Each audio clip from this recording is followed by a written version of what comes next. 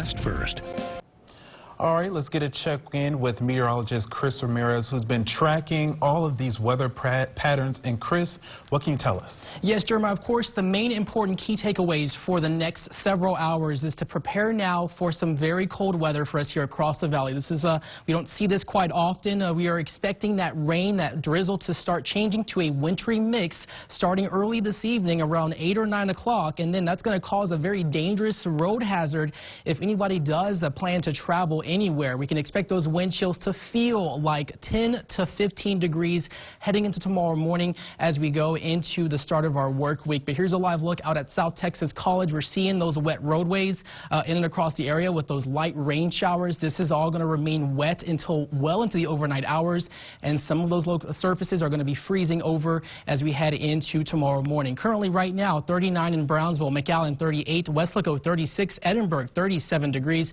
Very cold conditions with those feels like temperatures in the 20s there. Looking at the radar, we are seeing those light showers just continue to make its way from the south off towards the north as we go closer towards those 6 p.m. hour. Expecting those showers to start increasing just a bit as we go into the next hour or so. But once we get towards 5, 6 o'clock this afternoon, we are around 6 o'clock this afternoon rather, we can expect those freezing temperatures to start in place for Starr County there. And then those temperatures are going to continue to drop down into below the freezing point, and that rain will be starting to switch over around 7 p.m. going into areas in Starr County. This is all going to start moving off towards the east. We can expect below freezing temperatures in place for Hidalgo County from McAllen to Weslaco as we get closer to around 10 p.m. with that rain turning into freezing rain to that sleet, and that's going to cause some potential travel hazards. By 11 p.m. expecting the entire valley to be below freezing and expecting those bridges and overpass stretching from South Padre Island to Rio Grande City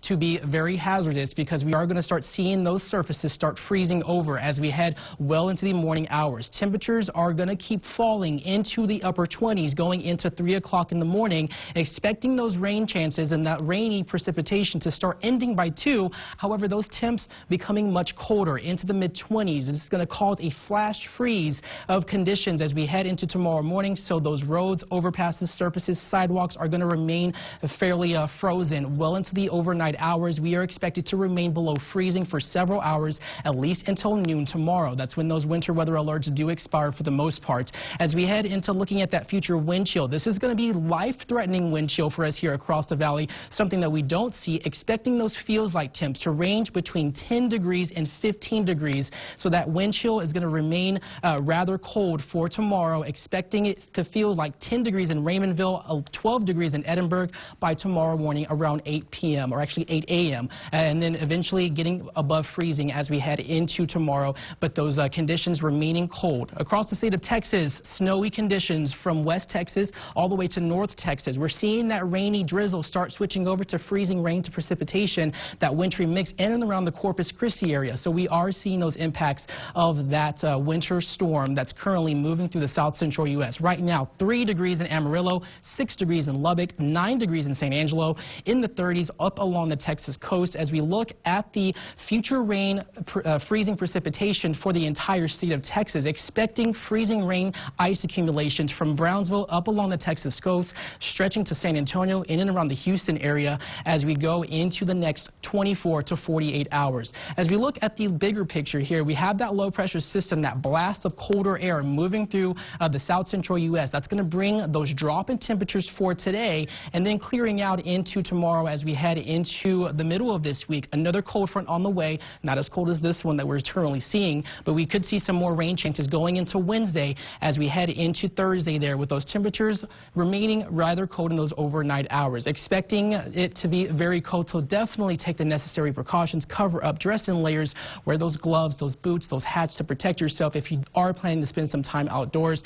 And of course, practice space heater safety. Most fires happen in the winter season are from space heaters going into the next several days here. Tonight, overnight lows dropping into the 20s, wind chill ranging from 15 degrees to 20 degrees with wind gusts up to 30 miles an hour, remaining icy well into tomorrow morning, with tomorrow being just a little bit cold with those temperatures in the 30s, with those winds dying down rather in the afternoon hours. For your 7-day forecast, expect those temperatures once again to remain on the cold side, with the highs topping out in the 30s for Monday, and then getting up into the 60s for Wednesday. Overnight lows remaining cold for the next several days. Jeremiah?